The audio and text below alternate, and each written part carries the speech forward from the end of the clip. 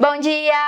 No vídeo de hoje eu vou falar sobre o calendário de pagamentos de hoje do Auxílio Brasil, sobre os pagamentos que serão liberados do Vale Gás, o governo mudou tudo, sobre os novos beneficiários que foram incluídos para receber o Auxílio Gás agora no mês de fevereiro.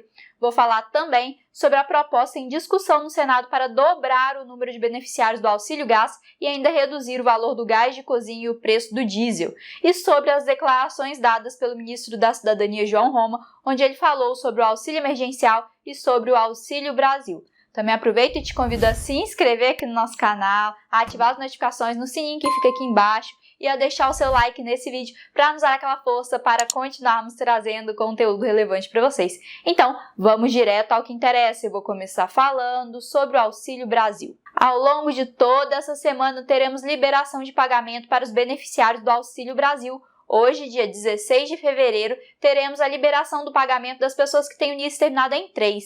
Um ponto importante é que os novos beneficiários já entram nesse pagamento de fevereiro. Então, as 556 mil novas famílias que foram incluídas pelo Ministério da Cidadania já irão receber o seu pagamento nesse calendário ainda no mês de fevereiro. Essa semana, ainda recebem aqueles que têm o NIS terminado em 4, na quinta-feira, e NIS terminado em 5 na sexta-feira. Os demais beneficiários recebem na próxima semana. Agora eu vou falar sobre o Auxílio Gás. Nos últimos dias, nós comentamos aqui no canal que não teria pagamento do Auxílio Gás no mês de fevereiro, já que o benefício é pago a cada 2 meses. Como os beneficiários receberam o pagamento da primeira parcela no mês de janeiro, a segunda parcela seria paga em março. Para apresentar essa informação para vocês, havíamos nos baseado nas informações divulgadas pela Agência Brasil, que é uma das fontes oficiais do governo. Porém, as regras mudaram totalmente de acordo com o próprio Ministério da Cidadania. A novidade é que teremos pagamento do Auxílio Gás no mês de fevereiro. Mas o benefício não é pago a cada 2 meses? Como que o governo pode pagar a segunda prestação agora se o pagamento da primeira aconteceu em janeiro? Na verdade, o problema foi o mês de janeiro. Em janeiro, os beneficiários receberam o Vale Gás, que na verdade deveria ter sido pago em dezembro. E agora, em fevereiro, a segunda parcela vem para colocar os pagamentos em dia. A partir de então, o Auxílio Gás será pago em meses pares: fevereiro, abril, junho, agosto, outubro e dezembro. E tem mais! Além do novo calendário, agora em fevereiro, teremos a inclusão de mais 110 mil novos beneficiários na folha de pagamento do benefício. A informação divulgada pelo Ministério da Cidadania corresponderá a um investimento de 279 milhões no mês de fevereiro. Lembrando que essas famílias vão receber a primeira parcela agora em fevereiro. E, finalmente, a outra mudança é que o valor do Vale Gás esse mês está R$ 2,00 mais baixo do que o valor pago no mês de janeiro.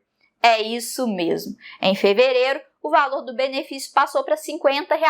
A mudança é porque o Auxílio Gás não tem um valor fixo. Ele é definido de acordo com o valor do preço médio nacional do botijão de cozinha de 13 quilos, calculado pela Agência Nacional de Petróleo e Biocombustíveis, correspondendo a 50% desse valor. O calendário de pagamentos do Auxílio Gás é o mesmo do Auxílio Brasil, seguindo sempre o número do NIS dos beneficiários.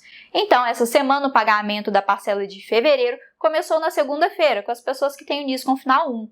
Ontem, com quem tem o NIS com final 2, e hoje o pagamento segue com os beneficiários, seja do Auxílio Brasil, seja do Vale Gás, que tem o NIS com final número 3. Ainda falando em Auxílio Gás, o senador Jean Prates, que é relator de 2 projetos de lei que buscam reduzir o preço dos combustíveis, apresentou ontem uma nova versão do seu relatório e sugeriu a ampliação do pagamento do benefício. A proposta do senador é fazer com que o projeto chegue a 11 milhões de lares brasileiras, ou seja, o dobro das 5,5 milhões que estão sendo atendidas atualmente. Para que isso seja possível, será necessário aumentar a verba total do projeto em 1,9 bilhão de reais. Além do Vale Gás, a proposta do senador Prates contempla também uma sugestão de alteração na cobrança dos impostos sobre os combustíveis. Ele defende um tipo de cobrança chamada monofásica, que significa que só existe a cobrança em uma única fase da cadeia de produção. E essa mudança evita a cascata de reajustes aí que estamos vendo hoje em dia e, segundo estimativas do projeto, viabiliza a redução de pelo menos 50 centavos no custo do diesel e ainda a diminuição de R$ 10 no preço de gás de cozinha, caso seja aprovada, né? Então vamos ouvir o senador Jean Prates em entrevista à TV Senado. A gente está num processo de construção, ele não terminou. E o relator não tem uma ideia fixa em relação a isso ou aquilo. A gente está testando a receptividade porque a gente também quer acelerar o máximo possível e dar o máximo de opções possíveis para abaixar os preços logo, né? Então, essa que é a nossa preocupação. E agora também a gente tem que ter preocupação com o consenso.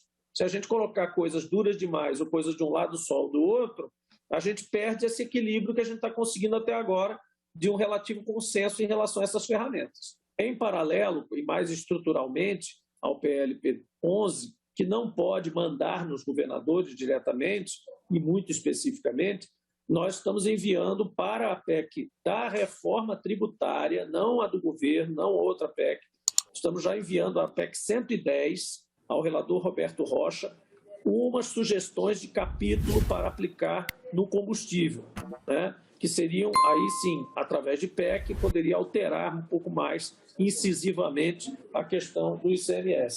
Você me perguntou se o risco de judicialização, inconstitucionalidade da questão da alíquota unificada. Não existe esse risco. Nós estamos eliminando todos os riscos de inconstitucionalidade no PLP, na versão que nós estamos apresentando. Por que, Nicolas, não existe esse risco? Porque esta parte exatamente da unificação da alíquota em todo o território nacional já está na Constituição, já está lá. Então, a gente não está colocando nada constitucional, a gente está simplesmente repetindo o que a Constituição está dizendo, abrindo agora um caminho, colocando os conceitos, a ideia, a lógica do processo e dizendo o que a gente pode dizer. Por exemplo, a monofasia e o processo da alíquota interestadual, aliás, alíquota única entre os estados, porque a Constituição já dizia isso.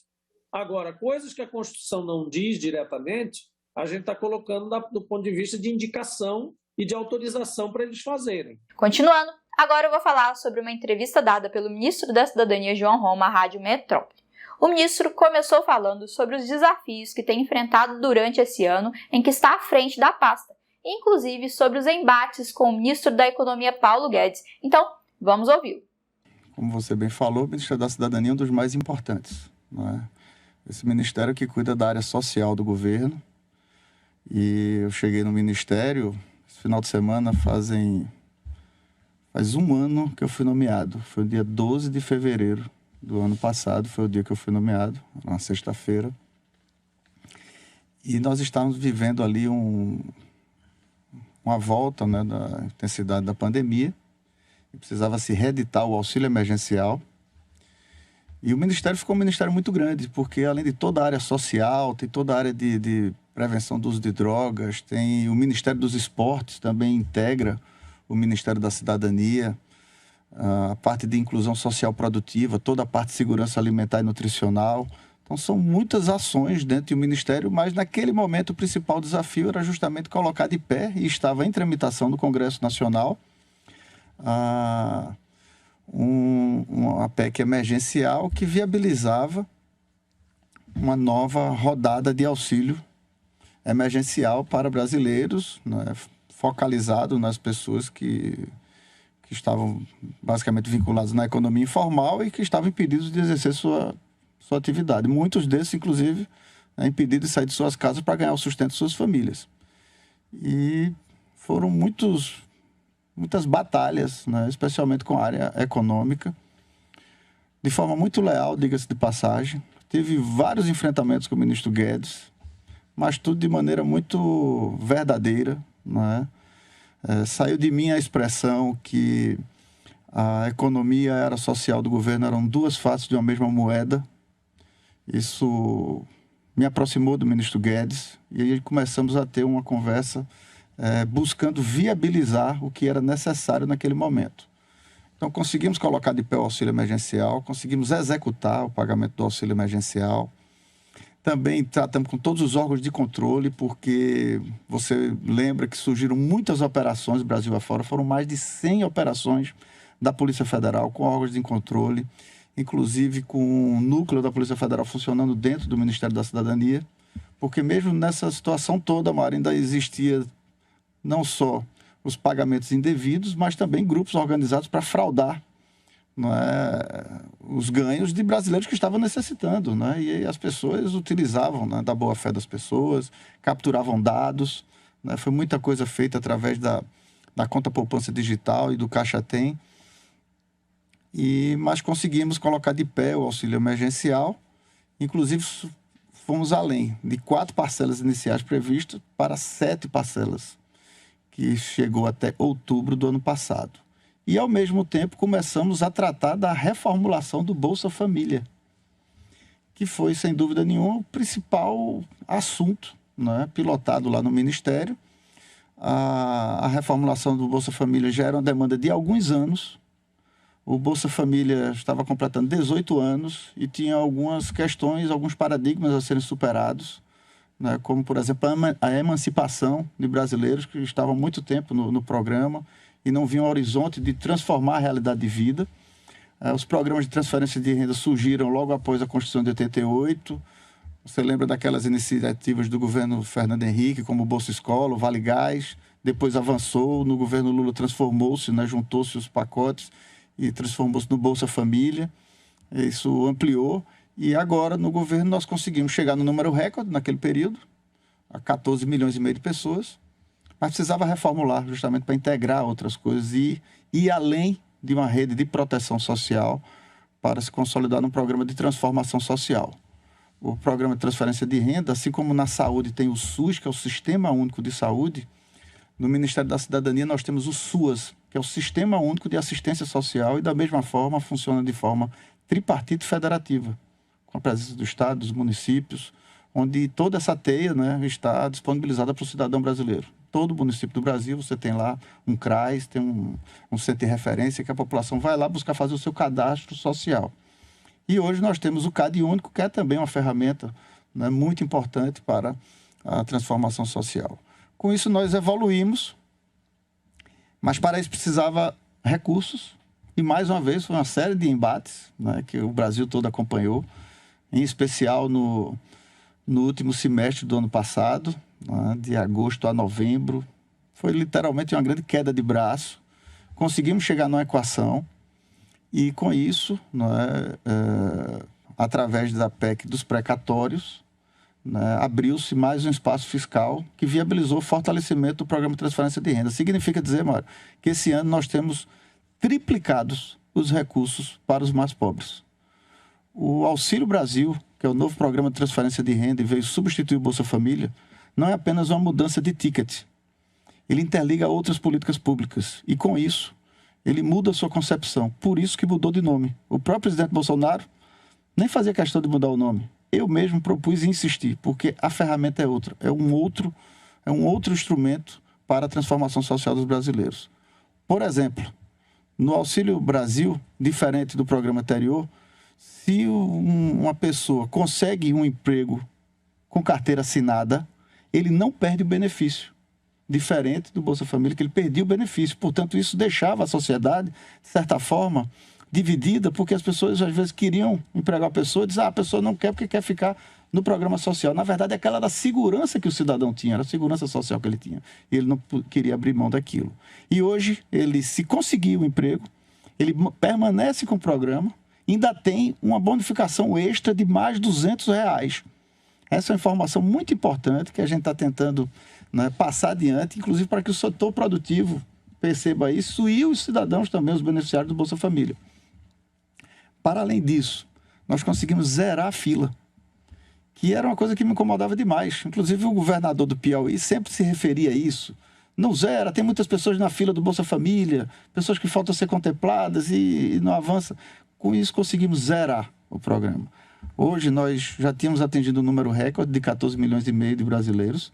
Hoje são mais de 18 milhões de famílias brasileiras recebendo o Auxílio Brasil, participando de todos esses programas sociais intercalados, que envolvem aí a primeira infância, que é olhar para gerações do futuro, a inclusão social produtiva, a iniciação científica, o mérito esportivo, para que a gente consiga cada vez mais fortalecer o esporte de base.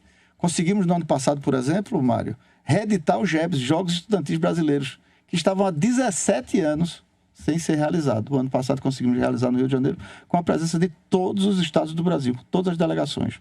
Imagine um jovem, um adolescente que volta, teve gente desfilando de carro de bombeiro lá no Amapá, no Mato Grosso, onde chegou era festa, porque basicamente no ano onde tivemos uma Olimpíada e a Paralimpíada em Tóquio, onde o Brasil conquistou o maior número de medalhas, eu com muito orgulho fui lá representar o governo brasileiro, né, fazer também um estímulo desse para a nossa juventude, que é o medalhista do futuro. Enfim, pessoal, isso era tudo que eu tinha para dividir com vocês aqui hoje. Eu vou te pedir também para você comentar aqui embaixo falando o que você achou desse vídeo, se essas informações foram úteis para você. Nós vamos adorar saber a sua opinião. E se você tiver gostado do conteúdo, não deixe de dar o seu like. Isso nos ajuda, nos impulsiona a trazer informações de qualidade diariamente para vocês. Também não se esqueça de se inscrever aqui no nosso canal, caso você ainda não esteja inscrito, e de ativar as notificações para não perder nenhum vídeo que a gente vem publicando por aqui. Muito obrigada pela atenção de vocês. Desejo a todos uma maravilhosa quarta-feira e uma excelente semana para você e para toda a sua família. Muito obrigada pela atenção. Até o próximo vídeo. Um grande abraço. Tchau, tchau.